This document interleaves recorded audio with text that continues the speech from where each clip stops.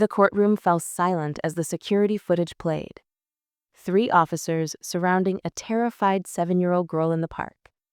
Then Maya Wright stood, her military bearing unmistakable, even in civilian clothes. "That's my daughter," she said, her voice steady. "And now you'll see what happens when you hunt a child whose mother was trained to hunt predators." Before we dive into this powerful story of justice and protection, let me know where you're watching from in the comments. If you believe in standing up against injustice, especially when it involves our children, hit that like button and subscribe to our channel. Are you ready to witness how a mother's military training becomes her community's greatest weapon against systemic discrimination? This story will show you what happens when those sworn to protect become predators and meet a very mother who refuses to be prey. The spring sunshine warmed Maya Wright's skin as she knelt in her garden, carefully transplanting heirloom tomato seedlings while keeping one eye on the community playground visible from her backyard. Her 7-year-old daughter, Zora's laughter occasionally rose above the general playground sounds, a reassuring reminder that all was well in their carefully constructed world. At 34, Maya had worked hard to establish this normal civilian life in Oakwood Heights, an Atlanta suburb that had only recently begun to integrate. The decision to move here 6 months ago hadn't been easy. Maya had researched extensively, noting the neighborhood's history of resistance to Black families moving in, but the exceptional school district made the risk worthwhile for Zora's education. Since losing her husband James in Afghanistan 3 years ago, a fellow service member whose helicopter had been shot down during an extraction mission, Maya had been solely responsible for creating stability for their daughter. Her military career had been exceptional by any standard. As one of the first Black women to serve as a Navy Special Warfare Craft combatant crewman, Maya had broken barriers and proven herself repeatedly in the elite Maritime Special Operations Force. The rigorous training had forged her into someone who could operate under extreme pressure, who could assess threats instantly, who could move through hostile territory undetected, and who could, when necessary, eliminate threats with lethal precision. Her 12 years of service had taken her to places few Americans would ever see, doing things that would never appear in official records. But Maya had deliberately left that life behind when James died, recognizing that Zora needed at least one parent with a predictable schedule and a safe job. Now she channeled her precision and discipline into hospital administration, where her leadership skills and crisis management experience made her a rising star. Maya wiped sweat from her brow and glanced toward the playground again, noticing Zora was no longer visible on the swings where she'd been playing with her friend Emma. Not immediately concerned, she scanned the play structures, expecting to spot her daughter's distinctive purple shirt and braided hair adorned with colorful beads.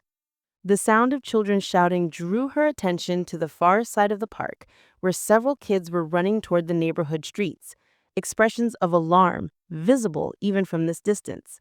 Maya's heartbeat quickened slightly as she stood, instinctively wiping her hands on her gardening apron while her eyes continued their methodical sweep of the playground. "Zora," she called, walking toward the fence that separated their yard from the community green space. A small figure burst through the gate at the side of their yard, Zora running at full speed, her face streaked with tears, clothes dirty and disheveled. "They're beating me, Mama, they're beating me," she screamed, voice raw with terror as she gasped for breath between sobs. Maya moved instantly, military training overriding everything as she scooped up her daughter while simultaneously scanning for threats, her body automatically positioning to shield the child. 3 uniformed police officers appeared at the park entrance, one pointing directly toward Maya's yard with an expression that sent ice through her veins. She recognized that look of authoritative certainty, of righteous pursuit. Holding Zora close, Maya noticed the forming bruise on her daughter's arm, a scrape bleeding on her knee, dirt smudging her clothes as if she'd been thrown to the ground. The rage that surged through her was primal, maternal, but the discipline of her training kept it contained, channeled, useful rather than overwhelming. "Inside now," Maya said, calmly, carrying Zora quickly toward their home while keeping her eyes on the officers who were now approaching her property line. Once inside, with the door locked, Maya knelt before her trembling daughter. "Baby, tell me what happened. Quick version." Through broken sobs, Zora explained she had been playing with Emma's new doll, which Emma had let her borrow. Another parent, Karen Simmons, whose daughter Lily attended the same school, had accused Zora of stealing the toy. Despite Emma's protest that she had given Zora permission, Karen had called the police. When officers arrived, they had immediately approached Zora aggressively. Frightened, she had run and they had chased her, one grabbing her arm roughly enough to leave marks. Pounding on the front door interrupted Zora's account, demanding voices calling for Maya to open up immediately. Maya's mind shifted fully into tactical assessment. 3 armed officers outside, 1 traumatized child inside, unknown intentions but demonstrated willingness to use force against a 7-year-old. Her military training offered clear options for neutralizing these threats, but her maternal instinct and civilian identity demanded different solutions. "Zora, go to your room and stay there until I call you," Maya instructed, voice gentle, but brooking no argument as she quickly photographed her daughter's injuries with her phone. She activated their home security system to record everything, then straightened her shoulders and moved toward the door. "Remember what Mama taught you?" she asked, pausing with her hand on the doorknob. Zora nodded, tears still streaming but composure returning slightly. "Sometimes we have to be brave in different ways," she recited. "That's right," Maya affirmed, her expression shifting into a calm mask that revealed nothing of the tactical calculations happening behind her eyes. "And today, that's what we're going to do." Maya opened her front door to find 3 officers standing on her porch, a senior white officer with a crew cut and aggressive stance, whose nameplate read Daniels, a younger white officer who seemed uncomfortable with the situation, identified as Reynolds, and a black officer whose nameplate showed Washington and whose expression revealed internal conflict. "Ma'am, we need to speak with the juvenile who just entered this residence," Daniel stated, his tone carrying the expectation of immediate compliance. "She's wanted in connection with a theft at the park." Maya stood firmly in the doorway, her posture relaxed but unmovable. "My daughter is 7 years old," she replied, her voice deliberately measured. "Why are there 3 armed officers at my door over a child's playground dispute?" Daniel's expression hardened at her question. "Ma'am, we don't need to explain police procedure to you. A theft was reported and we're investigating. Step aside so we can speak with the girl." Maya noticed his hand shifting slightly closer to his holster, a subtle intimidation tactic she recognized instantly. "Officer Daniels," she stated deliberately, using his name to establish she was paying attention to details. "I'd like to understand exactly what my 7-year-old daughter is accused of stealing, who made this accusation, and why your response involved physically grabbing her hard enough to leave bruises." Reynolds shifted uncomfortably at this, glancing at his senior officer, while Washington's eyes briefly met Ma's with what seemed apologetic recognition. "Listen, lady," Daniels continued, his tone becoming more dismissive. "We got a call about your daughter taking property that wasn't hers. When we approached to investigate, she ran, which is suspicious behavior.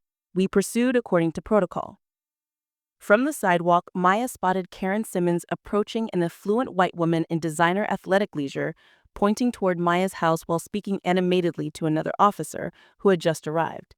Several neighbors had emerged onto their porches or were watching from windows, the unusual police presence drawing attention throughout the normally quiet subdivision.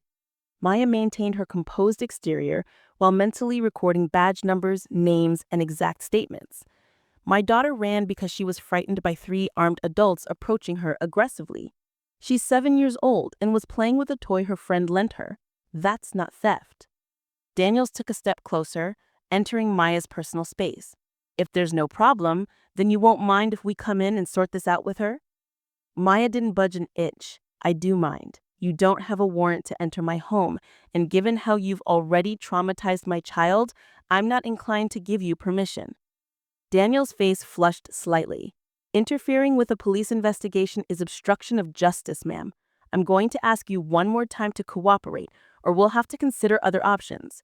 His hand moved deliberately to the handcuffs on his belt. Maya remained utterly still, her voice level but firm. "Officer Daniels, I should inform you that this entire interaction is being recorded by my home security system, which activated when you approach my door. If you wish to question my daughter about an alleged toy theft, you're welcome to do so with me present right here on the porch. The subtle shift in the officer's demeanor was immediate but controlled, particularly Reynolds, who took a small step back, and Washington, whose posture relaxed fractionally. Daniel's expression flickered with uncertainty before hardening again. Fine, bring her out here. Maya called for Zora, who appeared in the doorway, moments later, partially hiding behind her mother's legs, eyes wide with fear but dry of tears. Maya kept one hand protectively on her daughter's shoulder. Zora, these officers want to ask you about what happened at the park. Tell them the truth, okay? The child nodded, her voice small but clear, as she explained that Emma had let her borrow the doll, that they had been playing together until Emma needed to use the bathroom, and that Karen had approached her while Emma was gone